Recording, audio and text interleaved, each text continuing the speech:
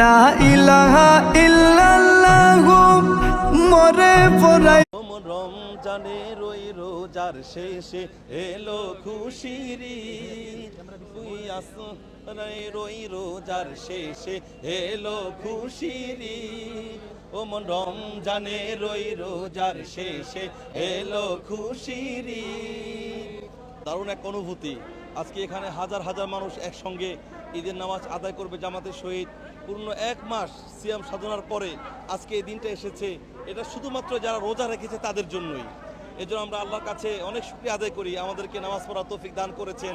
আজকে আমরা লক্ষ লক্ষ মানুষ একসাথে জমায়েত হয়ে আমরা জাতীয় ঈদগাহ নামাজ পড়বো ইনশাআল্লাহ। এটার জন্য বাংলাদেশ যেন শান্তি সুখ ভরে যায় এই নামাজের মাধ্যমে, এই ঈদগাহের মাধ্যমে যেন পুরো বাংলাদেশে সুস্থ শৃঙ্খলা এবং শান্তি যেন বয়ে আসে, এই দোয়াই আমরা প্রার্থনা করি আল্লাহর কাছে এবং এই দোয়াই করি।